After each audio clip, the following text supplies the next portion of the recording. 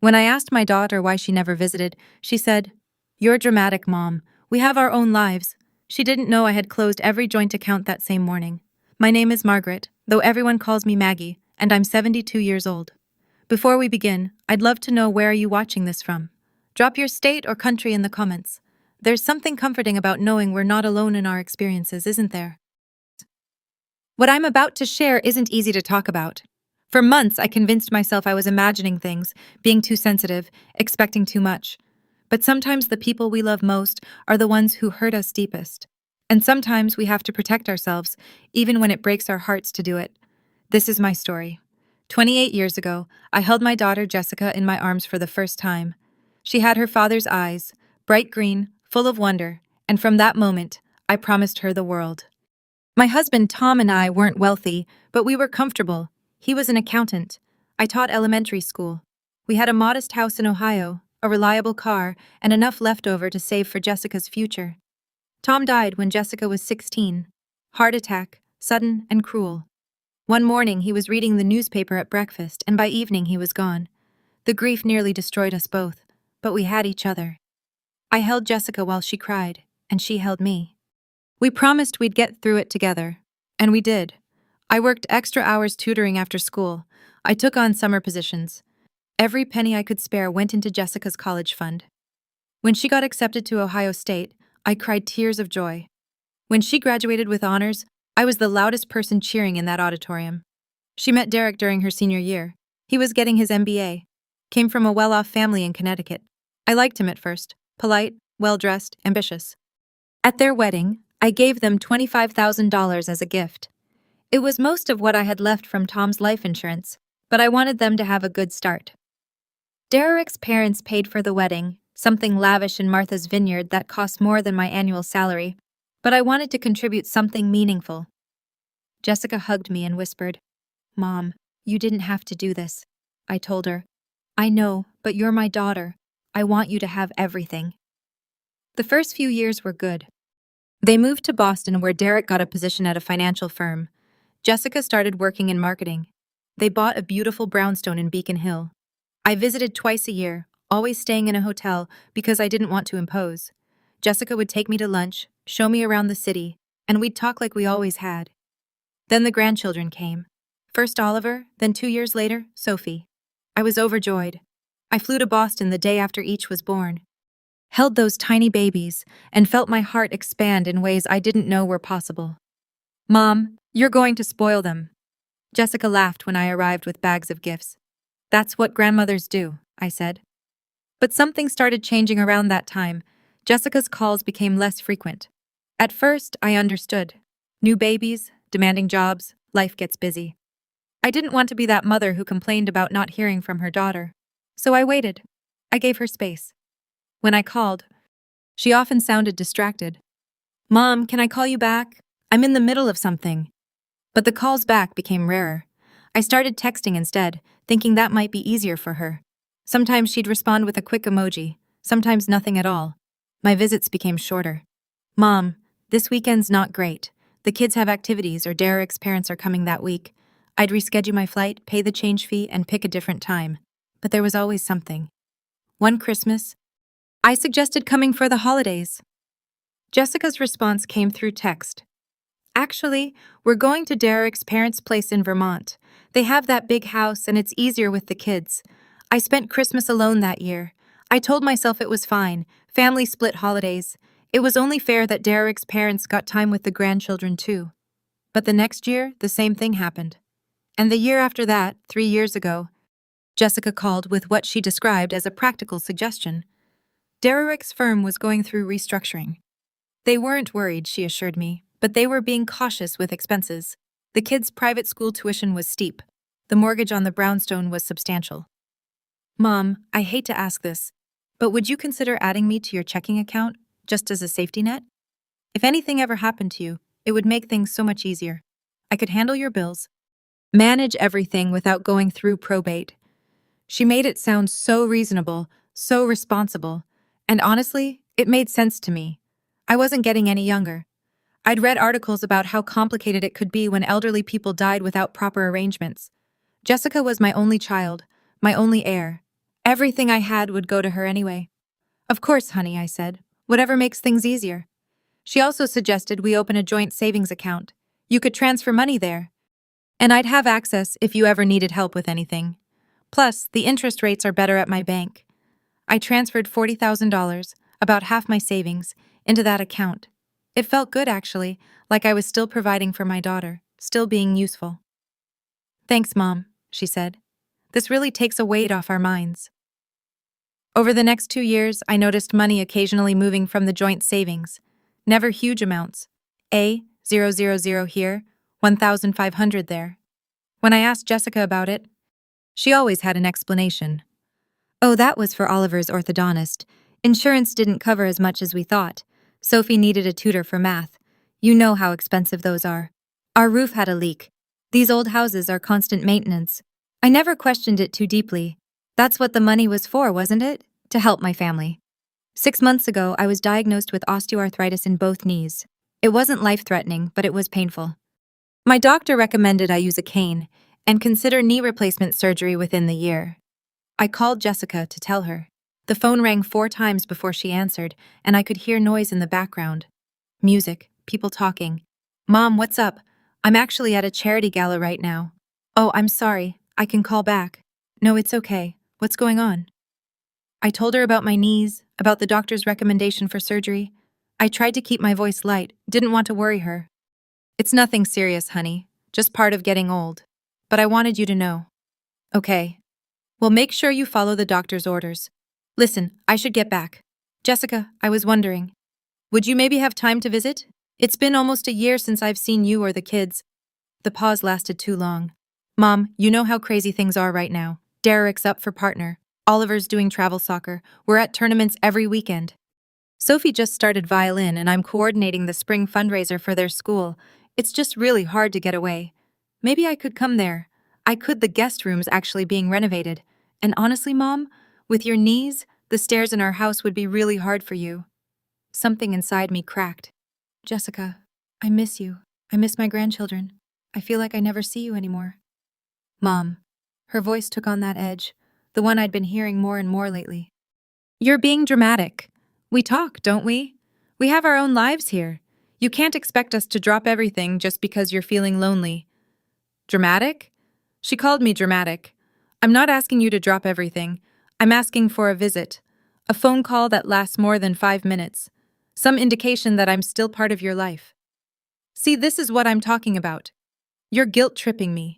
I have responsibilities, Mom. I can't just... Look, I really have to go. Derek's waving me over. We'll talk later, okay? She hung up. I sat in my quiet house, phone still pressed to my ear, and cried. Not the gentle tears of sadness, but the deep, wrenching sobs of someone who's finally admitting a truth they've been avoiding. My daughter didn't have time for me. Worse, she didn't want to make time for me.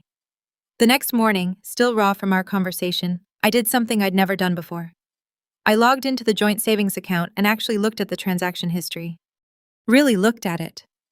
The withdrawals I'd noticed were there, yes.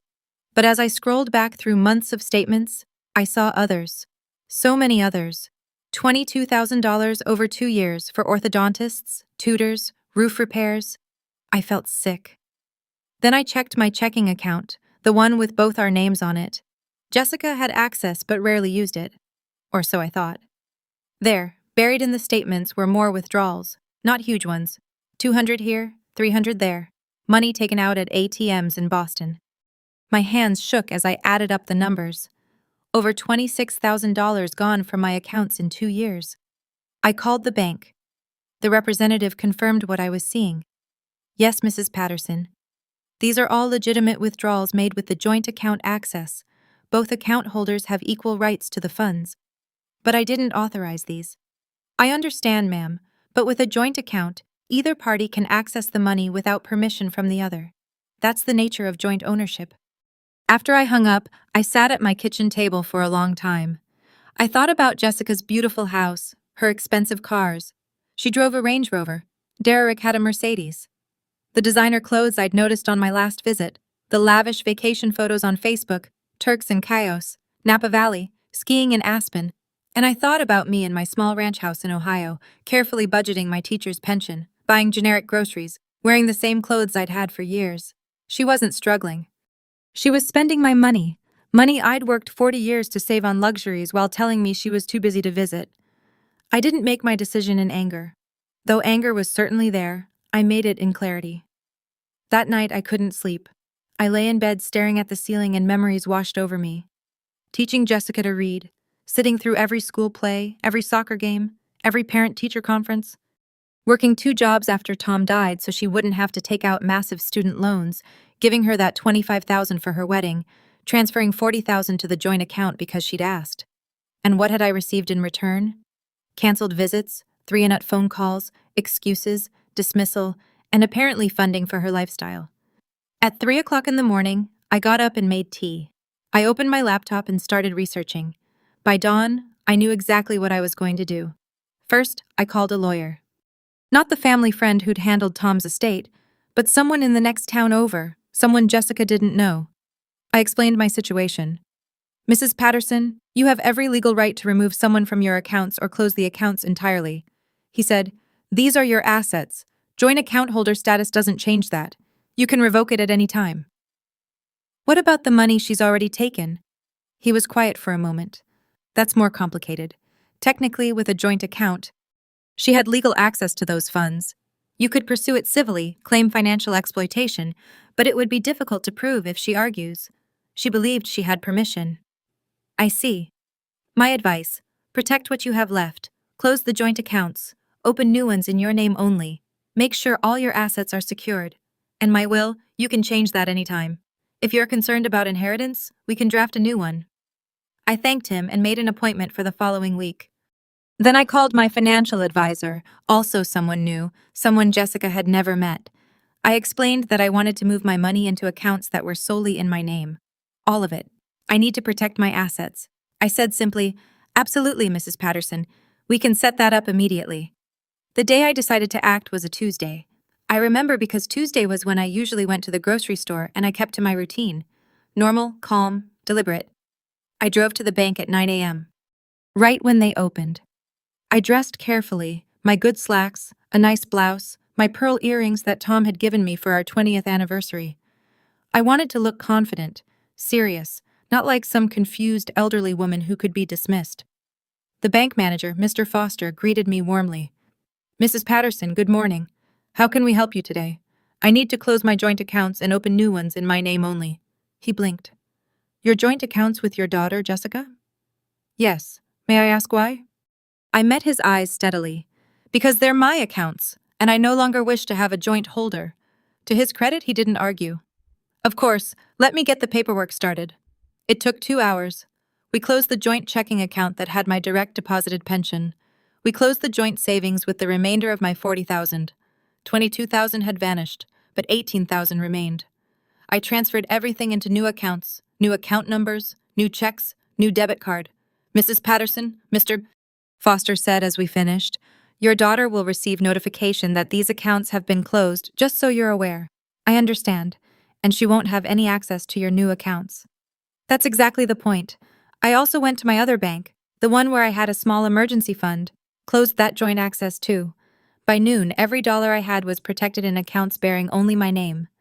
Then I did something I'd been putting off. I went home and changed my will. Instead of everything going to Jessica automatically, I set up specific provisions. A trust for my grandchildren's education, money she couldn't touch, donations to 3 charities I cared about.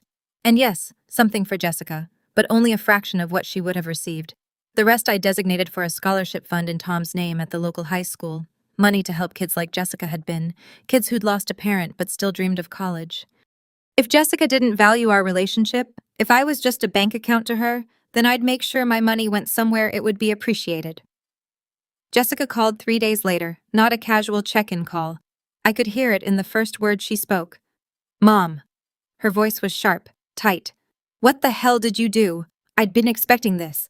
I was making soup and I kept stirring. Phone on speaker. I closed our joint accounts. I assume the bank notified you. You closed without even telling me. Without discussing it? Jessica, they're my accounts. I don't need permission to manage my own finances. Are you serious right now? We had an arrangement. An arrangement where you took almost $26,000 without telling me. Silence long and heavy. I don't know what you're talking about, she finally said, but her voice had changed, uncertain. Now, I went through the statements, honey. All of them. The joint savings, the checking account, $26,000 over 2 years. Should I list the dates and amounts? Mom, that money was… I needed it for the kids, for emergencies. You said it was okay.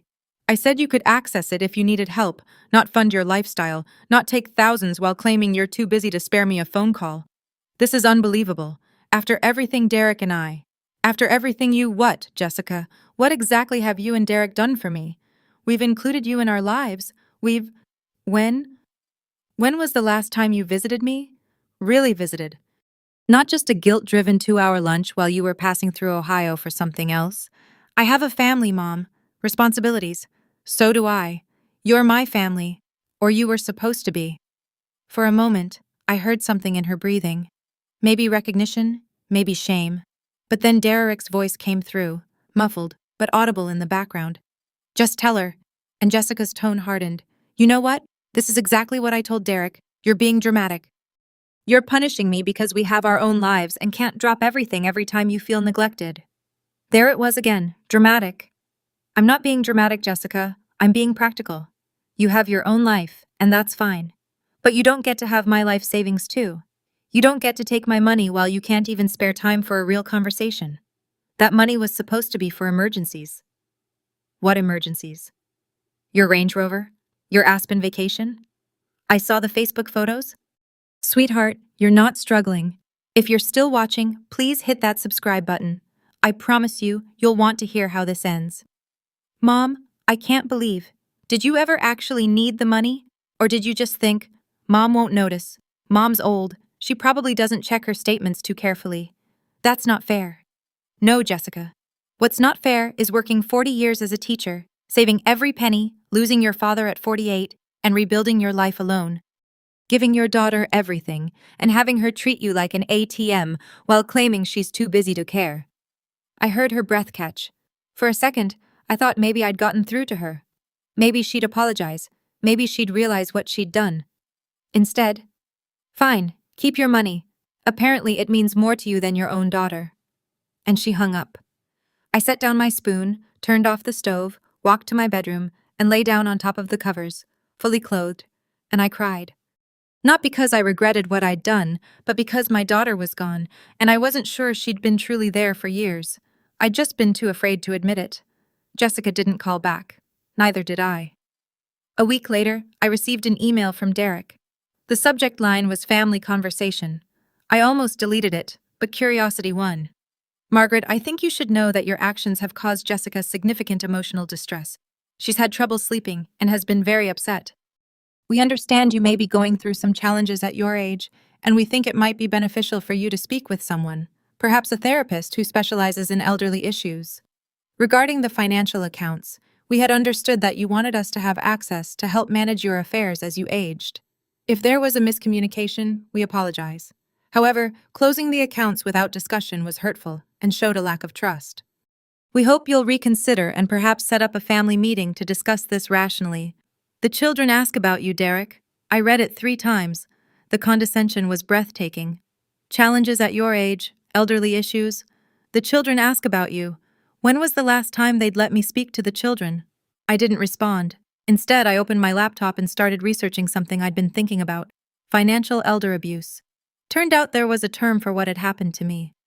Resources, support groups, legal precedences. I wasn't crazy. I wasn't dramatic.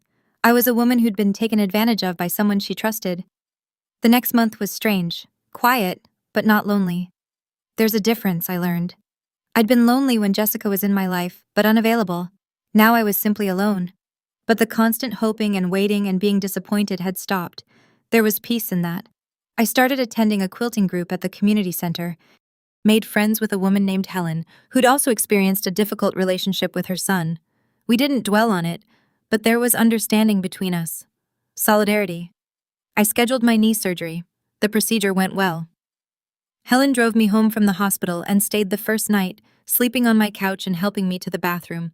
When I tried to pay her, she waved me off. That's what friends do, Maggie. Friends, real friends who showed up. During my recovery, Oliver, my grandson, sent me a text. He was 14 now and apparently had his own phone. Grandma, are you okay? Mom said you're sick. My heart clenched. Just had knee surgery, sweetie. I'm healing well. How are you? Good. Soccer's going great. Made varsity. That's wonderful. I'm so proud of you. Mom says you're mad at her. I stared at that message for a long time before typing. I'm not mad, Oliver. Sometimes adults have complicated situations, but I love you and your sister very much. Always. Love you too. Grandma. That exchange meant more to me than I could express. 2 months after our confrontation, Jessica showed up at my door. No warning, no call ahead. I was in my garden. The knee surgery had healed beautifully, and I was back to my normal activities. I looked up from weeding my tomatoes, and there she was, standing at the gate. She looked different, thinner, tired. The polish I'd always associated with her seemed dimmed. Mom. I stood slowly brushing dirt from my garden gloves. Jessica. Can we talk? Of course. Come in. I made tea, the ritual giving us both something to do with our hands. We sat at my kitchen table, the one Tom had built 30 years ago, the one where Jessica had done her homework as a child. I'm sorry, she said finally, for all of it, for taking the money, for the things I said, for not being there. I waited. Sorry was just a word. I needed more. Derek and I went to counseling. She laughed bitterly. Actually, Derek wanted us to go so I could talk about you, about how you were being irrational. But the therapist, she paused, the therapist asked me when I'd last visited you, when I'd last called just to talk, when I'd last included you in anything meaningful, and I realized I couldn't answer. I had no good answers. She looked at me and her eyes were red. She asked me to imagine being 72, alone, and watching my only child slip away. And Mom, I couldn't. I couldn't even imagine it without wanting to cry. But that's what I did to you. Yes, I said quietly. That's what you did. The money wasn't even about need. Derek makes plenty. We have plenty. It was just there easy. And I told myself you wouldn't mind that it was going to be mine eventually anyway. That you'd want us to have it for the kids.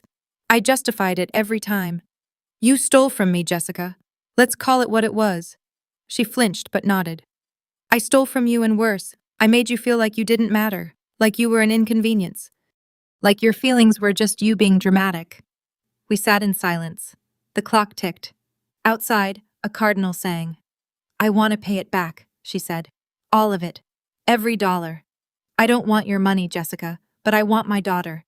That's what I've always wanted. Not your money, not your guilt. Just you. Real you. Present you. She was crying now, tears streaming down her face. I don't know if I know how to do that anymore. I got so caught up in the life Derek and I built, in looking perfect. And being perfect, that I forgot what actually matters. So learn again. But Jessica, understand something. I won't be treated that way anymore. I won't accept scraps of your attention. I won't be dismissed or called dramatic when I express hurt. I'm your mother and I deserve respect. You do. You absolutely do. And if you can't give me that, if you can't actually make space in your life for a real relationship, then it's better we keep our distance. I won't live waiting for crumbs from you. She reached across the table, took my hands. I want to try, Mom. Really try, if you'll let me. I looked at our hands together, hers smooth and manicured, mine weathered and spotted with age. She'd gotten her long fingers from me, her stubborn streak too, probably. I'll let you try, I said. But Jessica, actions. I need actions, not promises. The changes came slowly at first, then more steadily. Jessica started calling every Sunday evening, not quick check-ins, but real conversations. She told me about her life, asked about mine, actually listened to my answers. She sent me photos of the kids, not Facebook posts, but pictures sent directly to me with messages about what was happening in their lives. 6 weeks after our kitchen table conversation, she showed up again, this time with Oliver and Sophie. Mom, the kids want to spend the weekend with you if that's okay. I'll pick them up Sunday afternoon. I looked at my grandchildren. Oliver almost as tall as me now. Sophie with Jessica's green eyes. They looked uncertain, shy almost. We'd been strangers for too long. I'd love that, I said. That weekend, I taught Sophie how to make Tom's famous chocolate chip cookies. Oliver and I watched a soccer match, and he explained plays to me with the patience I'd once used teaching him to read. We played board games, we talked, We laughed. When Jessica picked them up, Sophie hugged me hard. Can we come back next month, Grandma? Anytime you want, sweetheart. A month later, Jessica invited me to Boston. I want you to stay with us in our house. We've set up the downstairs guest room so you won't have to do stairs. Please, Mom. I went. The visit wasn't perfect. Years of distance don't evaporate overnight, but it was real. We talked about the money, about the hurt, about Derek's enabling and her choices. She showed me the bank statements proving she'd transferred $26,000 into a new account in my name. I hadn't asked for it, but she'd done it anyway. I can't undo what I did, she said, but I can try to make it right. On that trip, Derek apologized too. It was stiff, formal, but it was something. I pushed Jessica to prioritize wrong things. I'm sorry for my part in hurting you. The real change came 3 months later. Jessica called on a Tuesday afternoon, not our scheduled Sunday call. Mom, are you free on Saturday? I think so. Why? Derek's parents are hosting their annual summer party, the big one, the one I've never missed. I told them we're not coming this year. I told them we're coming to Ohio instead, all of us. I want the kids to spend real time with you. I want us to spend real time with you. Is that okay? I had to sit down. You told the Hartfords you're not coming to their party. I did. They weren't happy. But, Mom, I've spent 10 years prioritizing Derek's family because they're wealthy and well-connected, and it seemed important for his career. And I let my own mother sit alone on holidays. That's done. That stops now. They came that weekend. We didn't do anything fancy. A cookout in my backyard, a trip to the ice cream shop in town, movie night in my living room with popcorn. Simple things. But Sophie fell asleep with her head on my shoulder during the movie, and Oliver asked if he could come stay with me for a week in summer. And Jessica sat in my kitchen helping me dry dishes like she used to do 20 years ago. Mom, she said quietly, thank you for closing those accounts. I looked at her surprised. I mean it. I was heading down a path I didn't even recognize, taking from you, justifying it, dismissing your feelings. If you hadn't drawn that line, hadn't demanded respect, I might have kept going, might have lost you completely before I woke up. You almost did lose me. I know, and that terrifies me. The idea that I could have become someone who loses their mother not to death but to cruelty. She wiped her eyes. You taught me something important, Mom. You taught me that love without respect isn't love at all, and that self-respect means standing up even to the people you love most. It's been 8 months since I closed those accounts. Jessica and I talk multiple times a week now. She visits once a month, and I visit Boston regularly. The kids text me random things, funny memes, questions about homework, pictures of their day. I'm teaching Sophie to quilt. Oliver wants me to come to his playoff game next weekend. Derek and I have reached a cordial understanding. We'll never be close, but there's respect now, and that's enough. My lawyer helped me update my will again. Jessica's back as the primary beneficiary, not because I forgot what happened, but because she proved through consistent action that she values me as more than a bank account. The scholarship fund in Tom's name will still receive a significant portion because I still believe in helping kids who need it. But my daughter has earned her place in my life again. Sometimes people ask me if I regret how I handled things, if I think I was too harsh. My answer is always the same. I regret that it became necessary, but I don't regret doing it. Because here's what I learned. There's nothing dramatic about demanding to be treated with dignity. There's nothing selfish about protecting yourself from people who take advantage, even when those people are your own children. And there's nothing wrong with setting boundaries, even painful ones, when the alternative is betraying yourself. I closed those accounts on a Tuesday morning, and in doing so, I opened something far more valuable, the possibility of a real relationship with my daughter, not one based on obligation or guilt or financial dependence, but on mutual respect and genuine love. My name is Maggie Patterson. I'm 72 years old. I have arthritis in both knees, a small house in Ohio, a teacher's pension, and a daughter who finally knows my worth. And that's worth more than any bank account balance could ever,